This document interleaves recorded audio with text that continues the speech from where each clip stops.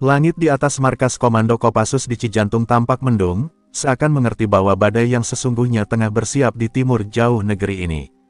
Mayor Bima menatap layar monitor besar di ruang taktis. Di sana, citra satelit menampilkan jejak-jejak panas dari pergerakan manusia di tengah belantara Papua.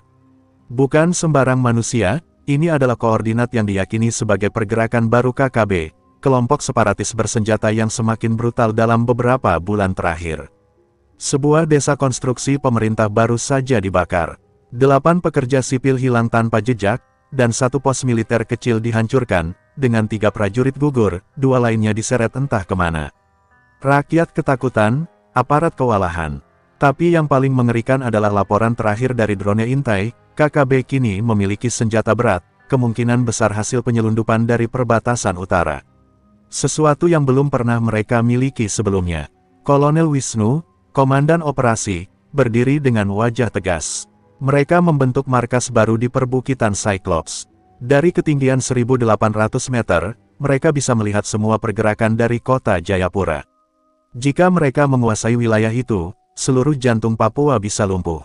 Suara kolonel terdengar berat, namun mata tajamnya tak berkedip. Mayor Bima, kau dan timmu ditunjuk untuk operasi senyap ini. Tidak ada pengakuan resmi, tidak ada bantuan terbuka. Kalian masuk, bersihkan, dan keluar. Secepatnya, Bima mengangguk pelan. Di matanya, kilasan masa lalu melintas seperti bayangan hantu. Ia pernah ditugaskan ke wilayah itu 7 tahun lalu, dalam operasi yang berakhir berdarah. Dari 12 orang, hanya 5 yang kembali. Dan di antara yang hilang, adalah sahabatnya, Letnan Arga, yang tubuhnya tak pernah ditemukan. Kini, tanah yang sama memanggilnya kembali, dengan bahaya yang jauh lebih besar. Tim Alpha akan bersiap dalam 12 jam, ujar Bima tegas, suaranya tak sedikit pun bergetar. Para operator intelijen, ahli medis, dan sniper terbaik telah dipilih. Tidak ada ruang untuk kesalahan. Mereka bukan hanya prajurit, mereka adalah bayangan yang bergerak dalam diam, menebas dalam gelap, dan menghilang sebelum fajar. Di hanggar belakang markas, suara logistik dan senjata terdengar berdenting. Rompi anti peluru diperiksa, peluru dilapisi pelumas senyap, pisau-pisau dibalut agar tak menimbulkan cahaya. Salah satu anggota tim, Sersan Yuda, menempelkan foto kecil anaknya ke bagian dalam helm.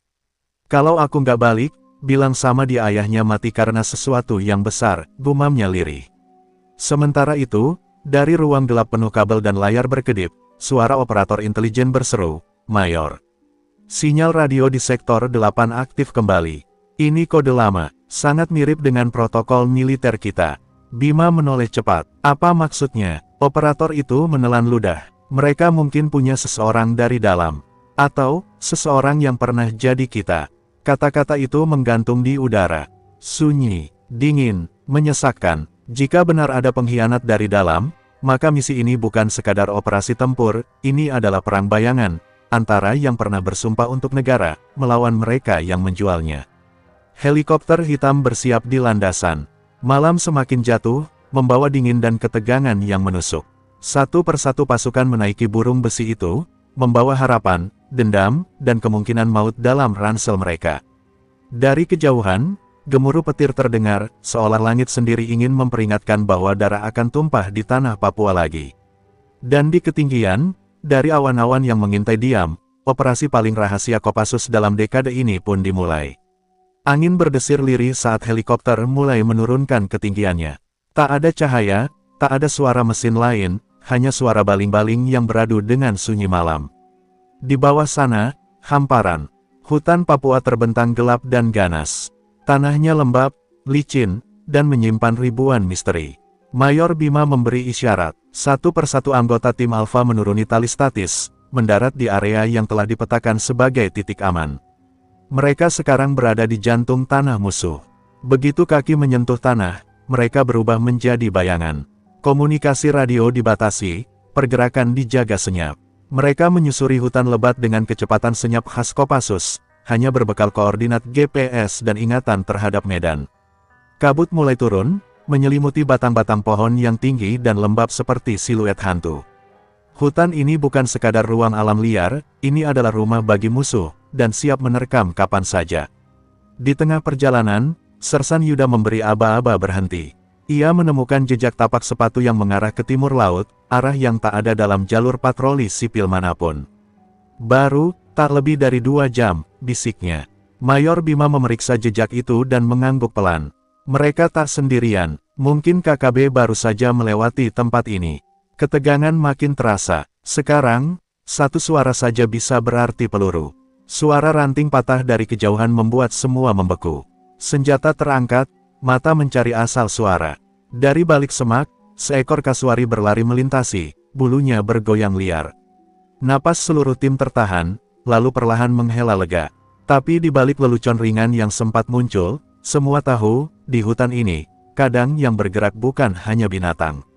Mereka melanjutkan perjalanan menuju sebuah bukit batu yang ditandai sebagai pos pengamatan alam. Namun yang mereka temukan membuat bulu kuduk berdiri. Di balik semak, sebuah tali perangkap terpasang rapi, tertutup daun. Tak jauh, bekas api unggun yang masih hangat, dan lebih dari itu, sebatang peluru kaliber 7.62 buatan Rusia yang tertinggal. Ini bukan untuk main-main, gumam Sersan Wira, sang penembak jitu. Malam semakin dalam saat mereka tiba di sebuah tebing kecil. Dari sana, mereka bisa melihat lembah jauh di bawah yang diselimuti kabut pekat. Lampu kecil berkedip-kedip samar, mungkin pemukiman sipil, atau mungkin pos penjagaan KKB. Mayor Bima mengambil teropong malam. Di kejauhan, ia melihat beberapa sosok bersenjata berat.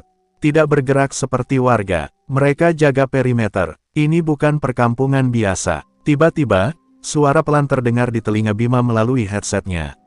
Mayor, suara statis dari Kanal 5, ada kode kuno, Bravo 1 Delta 3. Mata Bima membelalak. Itu adalah kode darurat milik Letnan Arga, sahabatnya yang hilang 7 tahun lalu. Hanya orang tertentu yang tahu kode itu. Tangannya gemetar sedikit, tapi wajahnya tetap dingin. Dari mana sinyal itu berasal? Tanyanya cepat. Sekitar 1,2 km ke barat laut, koordinat tumpang tindih dengan titik yang kita tandai sebagai markas logistik KKB. Bima tahu mereka harus bergerak. Tapi keputusan ini berat. Ke arah sinyal berarti kemungkinan penyergapan. Tapi jika itu benar-benar Arga, jika sahabatnya masih hidup dan dipaksa menjadi bagian dari kekuatan musuh. Atau lebih buruk, jika Arga telah menjadi mereka. Langit di atas mulai bergemuruh. Hujan rintik mulai turun, dan bau tanah yang basah makin menyengat. Tapi tidak ada waktu untuk ragu. Mayor Bima mengangkat tangannya, memberi aba-aba ke tim. Mereka bergerak dalam formasi senyap, menuju koordinat yang belum tentu menyambut mereka dengan jawaban, atau mungkin justru maut. Dan di balik kabut tebal hutan Papua, angin malam kembali berbisik. Tapi kali ini, bisikannya terdengar seperti peringatan, tak semua yang hilang, ingin ditemukan. Langkah tim Alpha menembus hutan dengan presisi yang mematikan. Hujan telah turun deras, menyamarkan suara pergerakan mereka tapi juga membuat medan semakin berbahaya. Lumpur menelan kaki hingga mata kaki, akar-akar besar, menjulur seperti ular di bawah daun-daun rimbun. Mata Bima tajam menatap ke depan, tapi pikirannya jauh tertinggal di belakang, di masa 7 tahun lalu, saat ia dan Arga terpisah dalam misi yang nyaris membunuh separuh tim mereka. Saat itu, suara ledakan datang dari arah barat laut. Sebuah IT meledak dan mengacaukan formasi. Dalam kekacauan, Arga memberikan penutup untuk Bima dan 3 prajurit lain yang tersisa. Lari, Bi. Gue tahan mereka. Itu kata-kata terakhir Arga sebelum komunikasi terputus. Selama bertahun-tahun, Bima menyimpan luka itu sebagai dendam dan rasa bersalah.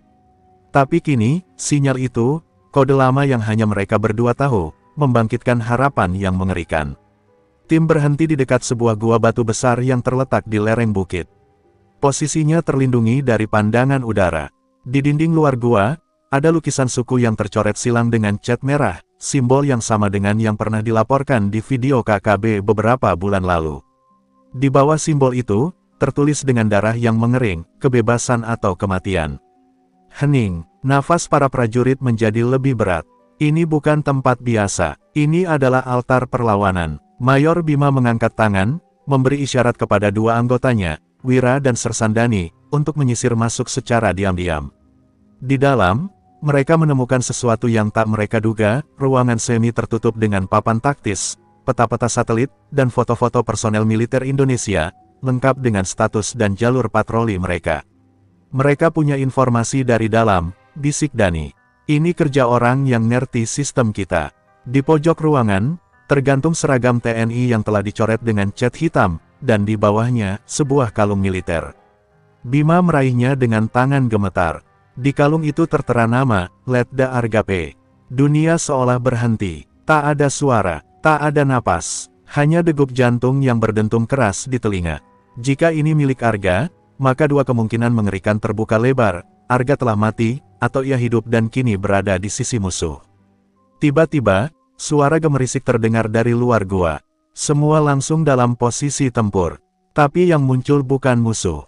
Seorang pria tua dari suku setempat berjalan terlatih dengan daun-daun kering di tangannya.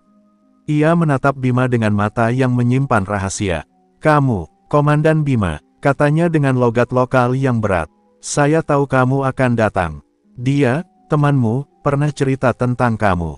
Semua mata kini tertuju pada pria itu.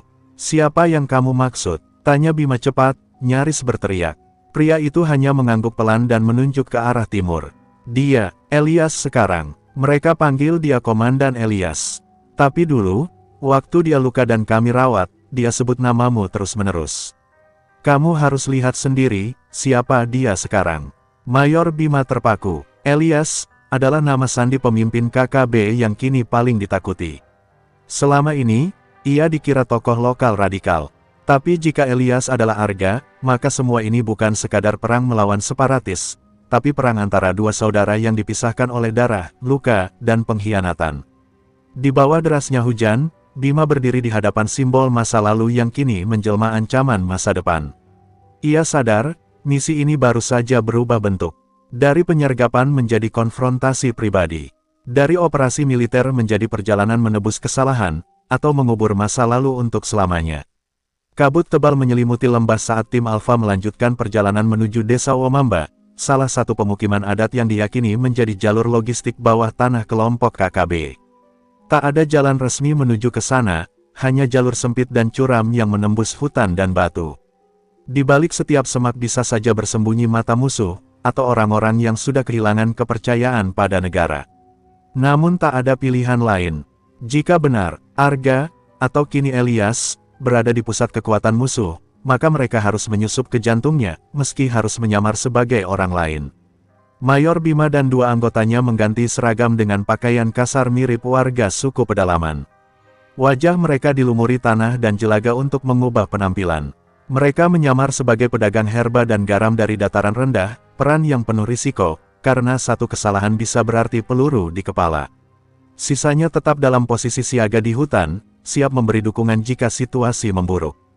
Desa Womamba tampak sepi dari kejauhan. Kabut masih bergelayut, membuat semua terlihat seperti lukisan kelabu.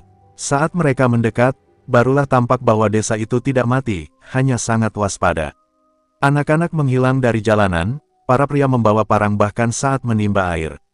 Di antara wajah-wajah penduduk, tampak beberapa orang asing bermata tajam dan bersenjata laras panjang yang disembunyikan di bawah kain. Seorang wanita tua menghentikan mereka. Matanya tajam, meski kulit wajahnya penuh kerut. "Apa yang kalian cari di sini?" tanyanya tanpa basa-basi. Bima menjawab dengan tenang, suaranya serak dibuat-buat.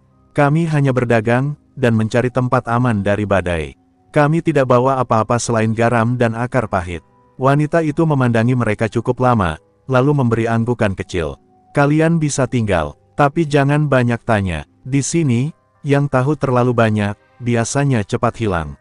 Malam itu, mereka tinggal di salah satu gubuk terbengkalai. Dari celah dinding, mereka mengamati pergerakan penduduk. Beberapa pria tampak membawa dus-dus besar dari dalam tanah, jalur terowongan rahasia yang mungkin terhubung ke markas utama. Sersan Dani, dengan kamera tersembunyi di kancing bajunya, merekam semua. Ini bukti penting, tapi belum cukup. Mereka masih butuh konfirmasi, apakah benar Elias adalah Arga. Menjelang tengah malam, seorang anak laki-laki masuk ke gubuk mereka tanpa suara. Usianya tak lebih dari 8 tahun, matanya bulat dan penuh rasa ingin tahu. Ia menunjuk ke arah Bima, lalu berbisik, "Om." Om yang disebut-sebut di buku milik Komandan Elias.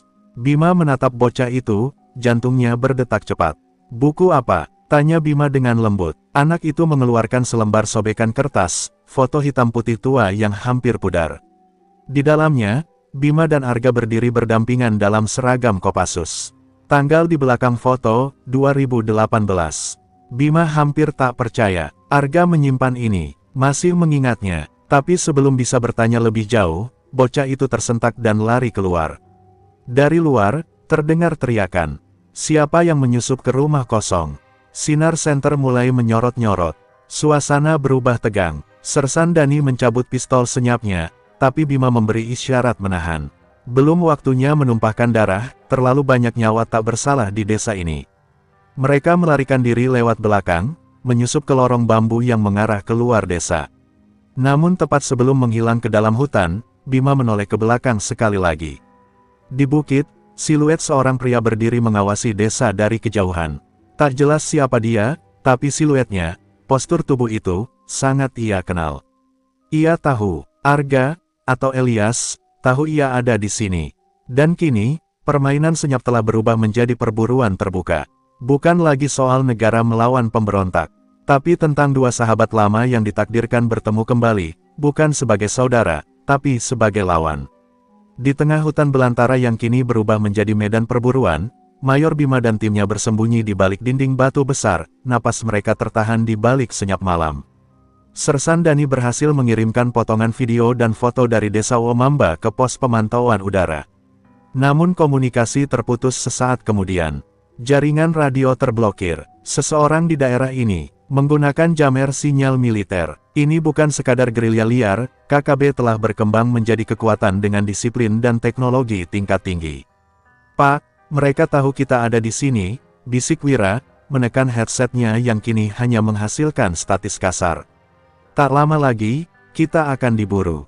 Bima tak menjawab, tatapannya masih terpaku ke tempat tadi ia melihat siluet Arga di atas bukit. Rasanya seperti ditarik mundur ke masa lalu, ke latihan di puncak, tawa di barak, misi pertama mereka di Kalimantan. Tapi semua kenangan itu kini berubah menjadi bayangan kelam yang mengendap dalam dada. Tiba-tiba, suara letusan terdengar dari arah selatan. Bukan peluru, lebih seperti ledakan terkendali. Tim segera bergerak ke arah suara, menembus semak dan akar liar. Mereka menemukan sebuah pos pemantauan rahasia milik KKB hancur berkeping. Di tengah puing-puing, satu alat penguat sinyal komunikasi rusak total. Mereka memutus akses keluar mereka sendiri, kata Dani. Mereka tak ingin kita mengirim informasi ini ke pusat. Namun, di balik reruntuhan itu, mereka menemukan sesuatu yang jauh lebih penting, sebuah panel kecil dengan layar retak yang masih menyala sebagian.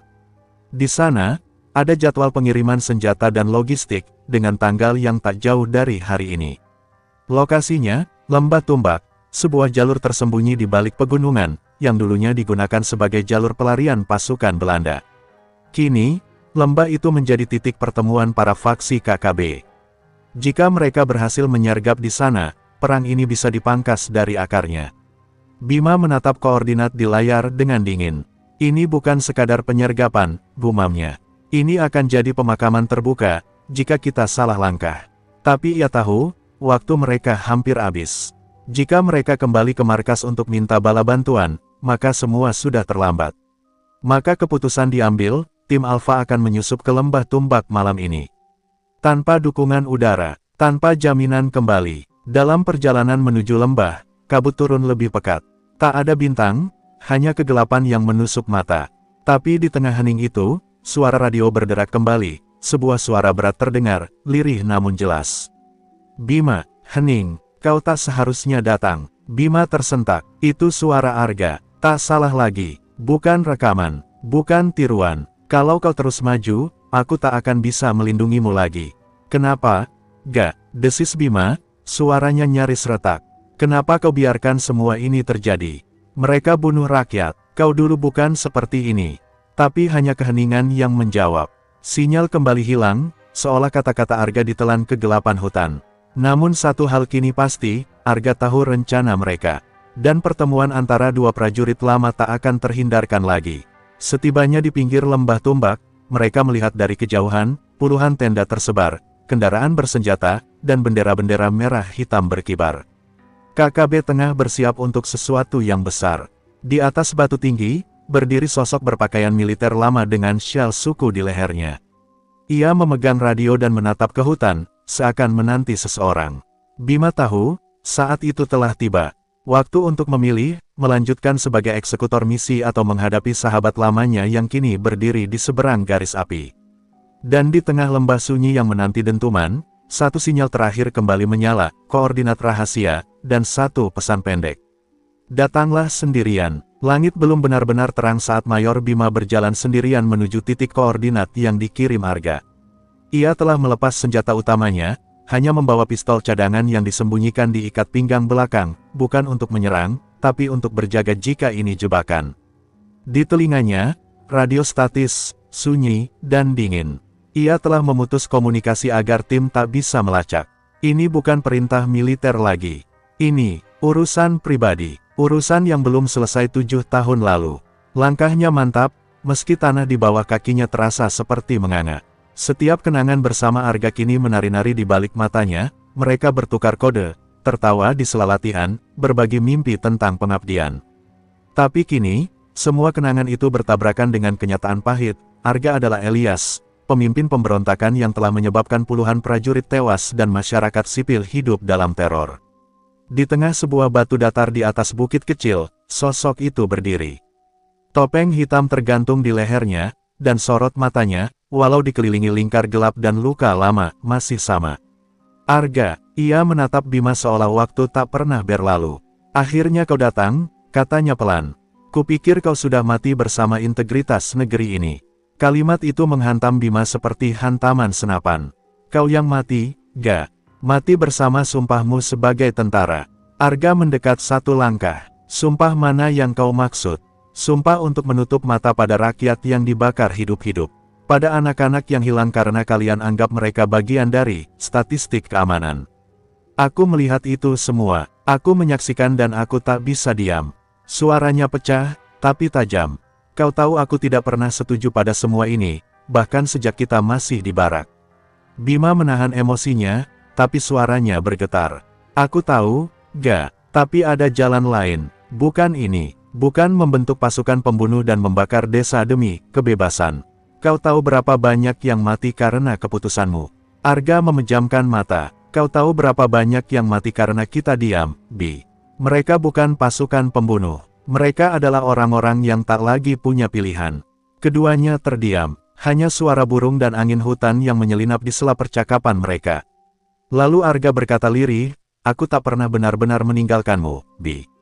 Aku tinggalkan sistem, tapi aku tetap jaga sisi timur negeri ini, dengan caraku. Bima menatapnya tajam, dengan membunuh orang-orang kita sendiri. Arga membalas tatapan itu, aku menyelamatkan yang tak bisa kau sentuh.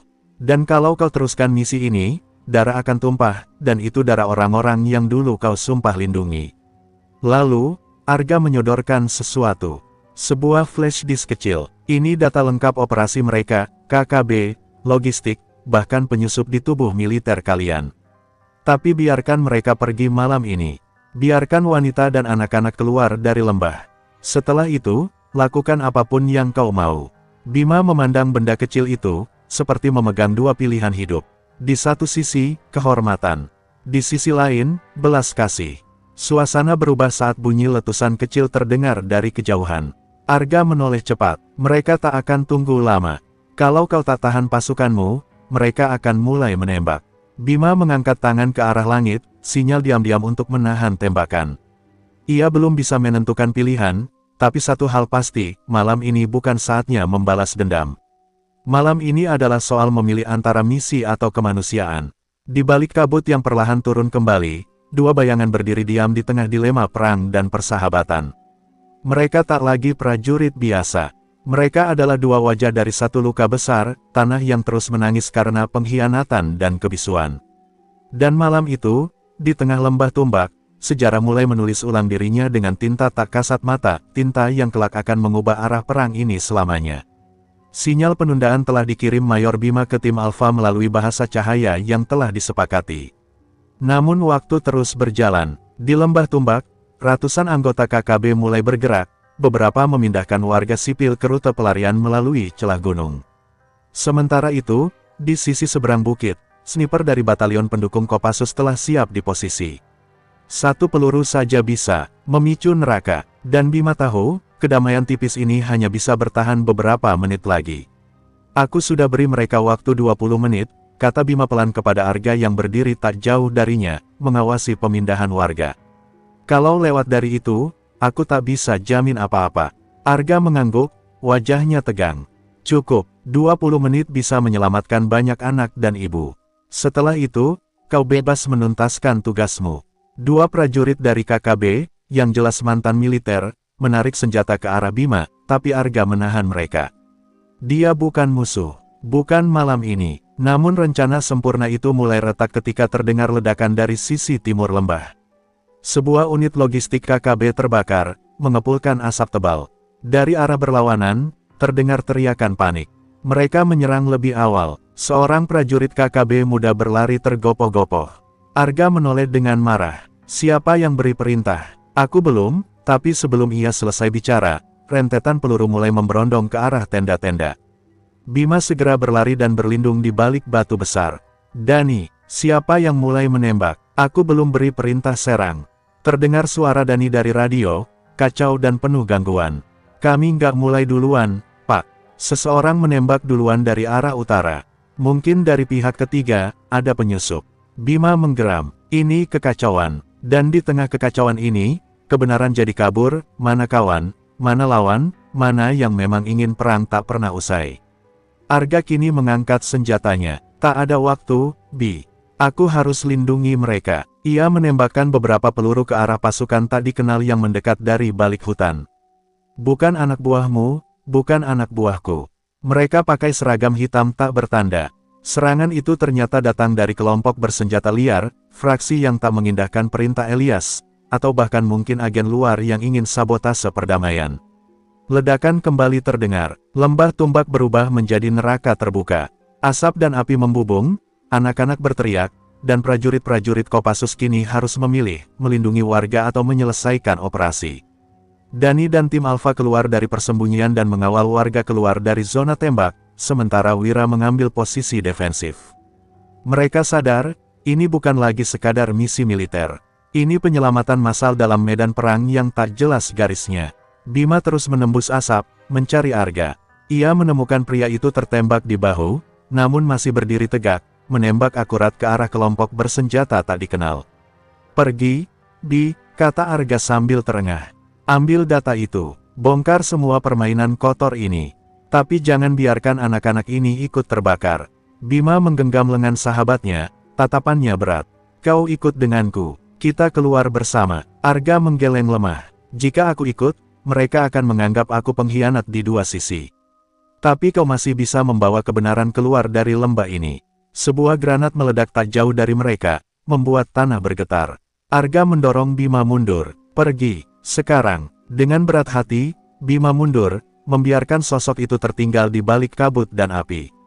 Saat heli tempur TNI mulai membelah langit, menandakan masuknya pasukan bantuan, Bima menyerahkan flash disk ke intel utama sambil berkata, ada perang yang lebih besar dari senjata, perang kebenaran. Dan malam itu, saat hujan mulai turun di atas lembah tumbak, tak ada yang tahu pasti siapa yang menang. Tapi satu hal pasti, sejarah baru telah dimulai. Bukan dari rapat jenderal, tapi dari pertemuan dua bayangan, di tengah hujan peluru. 2 minggu telah berlalu sejak lembah tumbak diluluhlantakkan oleh peluru dan api. Desa-desa di sekitar lereng kini penuh posko pengungsian, sementara lembah itu sendiri ditutup total oleh militer. Tak ada informasi keluar, tak ada wartawan yang diizinkan masuk. Dan, Arga, atau Elias, menghilang di telan hening. Tidak ditemukan di antara korban. Tidak tertangkap, tidak juga dikabarkan tewas. Ia lenyap, meninggalkan bayang-bayangnya di tengah reruntuhan perlawanan. Mayor Bima duduk di ruang debriefing Mabes Kopassus. Di depannya, sejumlah jenderal senior membaca laporan hasil operasi. Tapi bukan itu yang mereka cari. Flash disk yang kau bawa, isinya membuka jaringan gelap lintas negara. Perdagangan senjata, sabotase, bahkan penyusupan internal. Kau tahu apa artinya ini, Mayor? Tanya seorang jenderal dengan suara berat. Bima menatap mereka, lelah. Artinya, kita berperang bukan hanya melawan senapan, tapi melawan bayang-bayang di balik meja-meja kekuasaan. Ia keluar dari ruangan dengan langkah berat. Di saku jaketnya, masih tersimpan foto lama, dirinya dan Arga dalam balutan seragam muda, tersenyum di depan bendera merah putih. Kini senyuman itu terasa seperti ejekan waktu. Kau hidup, kan, Ga?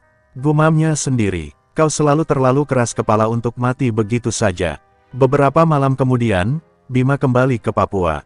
Bukan sebagai prajurit, tapi sebagai saksi. Ia berdiri di bibir lembah Tumbak yang kini sunyi, tak ada lagi jejak perang kecuali bau tanah hangus dan bekas proyektil tertanam di pohon. Angin membawa suara-suara samar, seperti bisikan masa lalu. Di kejauhan, seorang anak kecil melambai padanya.